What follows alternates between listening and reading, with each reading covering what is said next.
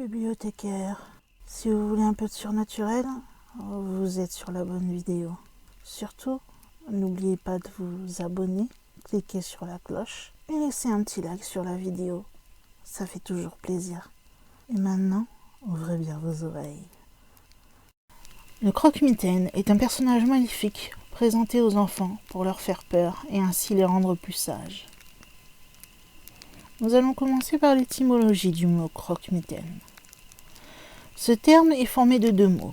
Croque, du verbe croquer, qui veut donc dire mordre ou manger, ou crocher, qui est attraper un croc, et de mitaine, qui est plus difficile à interpréter. Mitaine pourrait dériver de l'ancien français mythe, qui signifie chat. Il s'agirait donc d'un mange-chat, dont le but serait de faire peur aux enfants. Cependant, la mitaine, encore aujourd'hui, désigne un gant aux doigts coupés, ou pour reprendre l'interprétation précédente, une patte de chat aux griffes rentrées. Le mot pourrait donc suggérer l'idée d'un mangeur de doigts, le monstre étant alors invoqué par les parents pour inciter les bambins à arrêter de sucer leurs pouces. La mitaine ou le gant évoque plus simplement la main qui gifle dans une farce. Un personnage dit « Croque, croque mon ami, croque cette mitaine » et il donne un soufflet à son partenaire. Le croque-mitaine renverrait alors à la menace d'une gifle. Une autre interprétation viendrait plutôt du fait que mitaine viendrait d'une déformation de l'allemand Mädchen ou du néerlandais Meisje. Dans ces langues, ces mots signifient fille au sens de l'enfant en fait, si vous voulez, la jeune fille. En ce qui concerne le personnage du croque-mitaine, tout commencerait à l'époque de l'Antiquité. En Grèce, des grands auteurs tels que Platon, Xénophon ou Lesbos ont dans leurs écrits chacun décrit un croque-mitaine comme étant un personnage féminin qui répond au nom de Mormo ou Gelo, en ce qui concerne Lesbos, et qui kidnappait les enfants. D'un point de vue global, dans la Grèce antique, le croque-mitaine était souvent associé à Lamia, une femme qui était capable de se transformer en monstre pour s'en prendre majoritairement à de jeunes garçons. Si nous regardons maintenant du côté de la mythologie romaine, le croque-mitaine c'était un surnom donné à un brigand qui répondait au nom de Cacus, qui s'amusait à effrayer les enfants et qui fut tué par Héraclès. Dans les religions, le croque-mitaine est souvent associé comme étant l'opposé de personnages bienveillants tels que les saints, par exemple, qui venaient récompenser les enfants sages. Par exemple, Saint Nicolas, que tout le monde devrait connaître normalement. Et l'histoire de Saint Nicolas, en fait, vient de Nicolas de Myre. Au passage, petite information. En fait, il y a un boucher de Saint Nicolas qui s'est pris à ses enfants et qui est devenu contre son gré un compagnon, dont le but est de punir les enfants méchants et désobéissants. Et si vous connaissez normalement Saint Nicolas, vous devriez connaître son opposé et ami en même temps, c'est-à-dire le père Fouettard, qui ferait figure ici de croque-mitaine.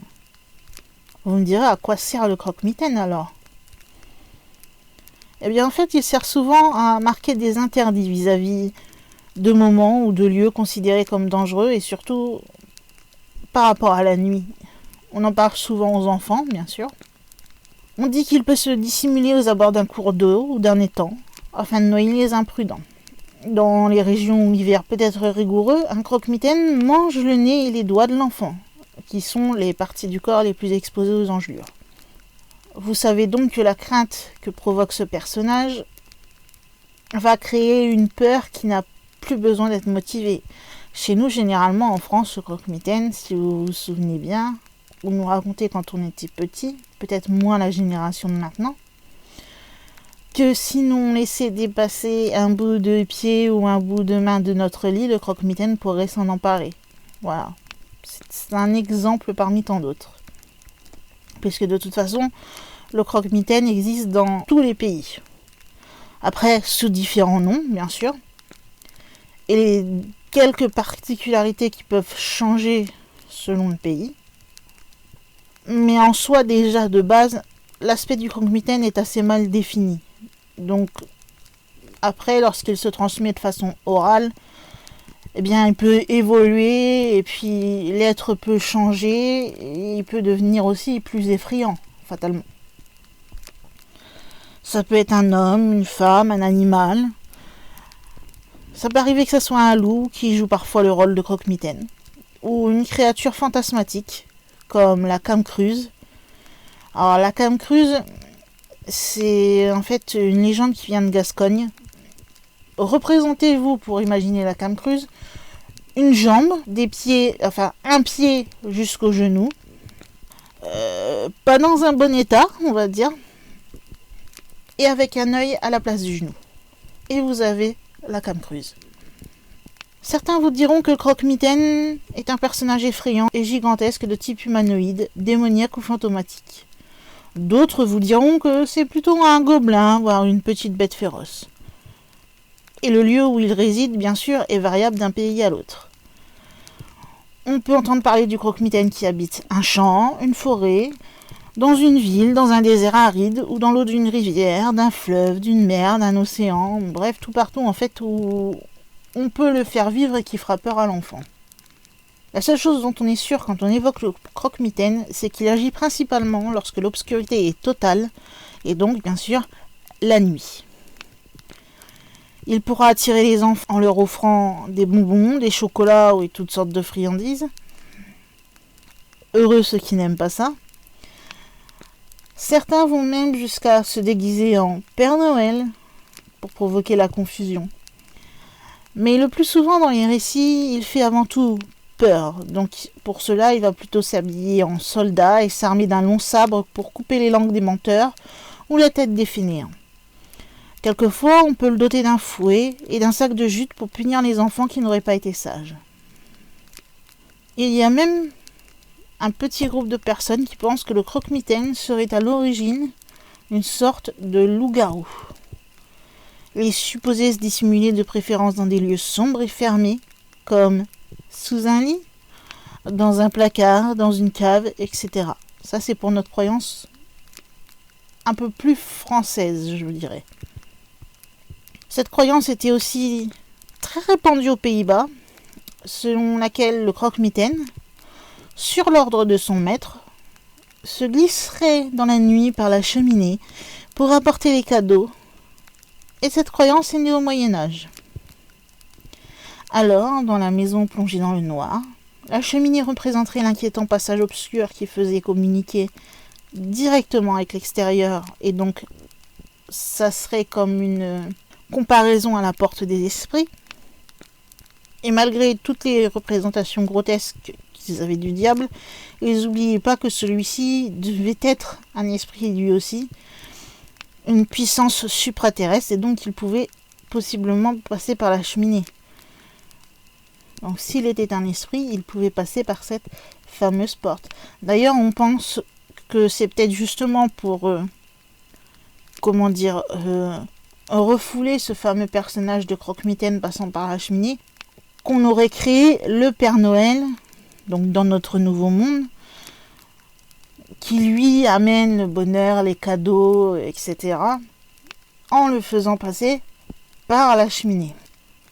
Simplement, cette variation peut être aussi l'expression d'un espoir, celui de l'existence d'un esprit bienfaisant qui, même s'il est incognito, va consoler les petits quand les puissants dorment. Or, le croque-mitaine n'est pas seulement un fruit de l'imagination, puisque des personnes réelles et vivantes, souvent âgées, ayant un physique inquiétant ou vivant en retrait de la communauté, vont endosser souvent le rôle de croque-mitaine, et cela volontairement ou non. Et c'est souvent pour menacer les enfants. À cet égard, le croque-mitaine supposé réel pour être efficace entre peu dans les contes de la tradition orale, qui sont en principe acceptés comme des fictions par les auditeurs, ni les légendes comme considérées comme vraies mais constituées d'un récit plus ou moins précis. Le croque-mitaine se situe à la lisière, c'est-à-dire entre les parents qui ne croient pas à sa réalité et les enfants qui sont persuadés de son existence. D'ailleurs, c'est un personnage ou un mythe qui est devenu un sujet pour la littérature, la télévision et le cinéma. Je vous ai parlé de son étymologie tout à l'heure, donc qui reste incertaine, puisque dans la plupart des dictionnaires, étymologique. Lorsqu'on essaie de savoir ce que ça veut dire, généralement c'est marqué origine obscure. Et aucune étymologie qui a été proposée ne serait véritablement convaincante. Ce mot croque-mitaine va apparaître dans la littérature du 19e, avec Colline de Plancy qui lui consacre un article dans son Dictionnaire infernal en 1818, avec un renvoi à l'entrée Babot. On le trouve à maintes reprises aussi chez Victor Hugo et dans la chanson de Pierre-Jean de Béranger, Les Myrmidons, qui date de 1819. Alors, je ne la chanterai pas parce que je ne la connais pas, mais je vais vous lire juste le petit passage qui en fait référence. Mironton, Mirontaine, prends l'arme de ses héros, puis en vrai croque-mitaine, tu feras peur aux marmots.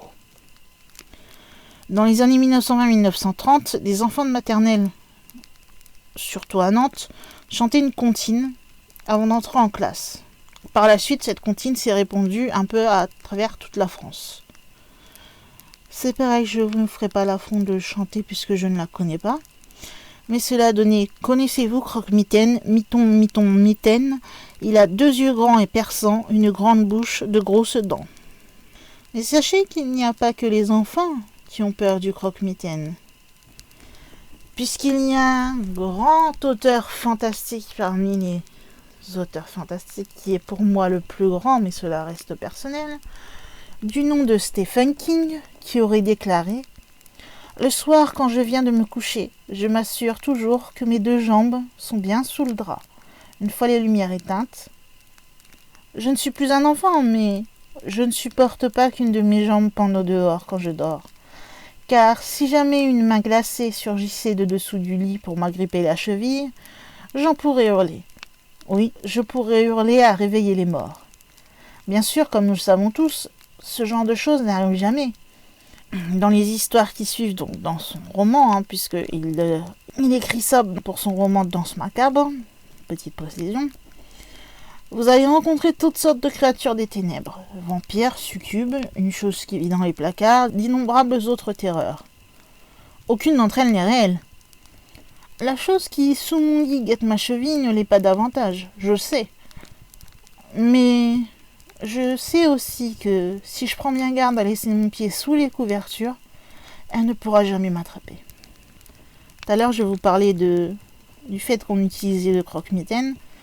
Il y a une série personnellement que j'adore qui s'appelle Grimm, où le croque-mitaine apparaît à un moment dans un épisode. Et normalement, chaque épisode de Grimm, si vous ne connaissez pas, commence par une phrase en fait qui va décrire l'épisode et vous donner un peu d'indice sur la créature que va devoir affronter Grimm. Et là, l'épisode commençait ainsi. La nuit tombée, lorsque sonne l'heure de se coucher et que l'on éteint la lumière, notre chambre, qui au départ était un endroit sûr et paisible, devient alors un endroit bien étrange. On y distingue de drôles de formes et l'on entend des bruits bizarres. C'est le moment précis et l'endroit préféré du croque-mitaine pour faire son apparition. Certains parents en colère menacent leurs enfants avec la visite de ce personnage maléfique afin de leur faire peur et ainsi les rendre plus sages. En effet, la légende raconte aussi que ce monstre se cache sous le lit des enfants ou dans les placards, tapis dans l'ombre, et attend patiemment qu'une main ou un pied dépasse du matelas pour s'en saisir.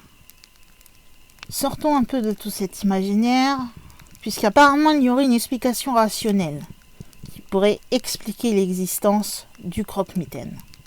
Tout simplement, la peur. Parce qu'en effet, le croque-mitaine va se manifester souvent dans des lieux, comme je disais, sombres, sales, dangereux, des lieux peu fréquentables, dans lesquels nous ne devrions pas croiser d'enfants, normalement. Près des rivières, lorsque la nuit tombe, quand un lieu va présenter une menace quelconque pour les enfants, ou les secrets de leurs ascendants, eh bien on va souvent utiliser le croque-mitaine comme un outil, un agent idéal pour éviter les mauvaises aventures, et donc les enfants de se rendre à cet endroit-là, ou d'ouvrir cette porte-là, etc., etc. Mais bon, toutefois, il est bon parfois de ne pas tout savoir, et plutôt d'écouter nos anciens, ou nos grands-pères, grand-mères, si vous préférez.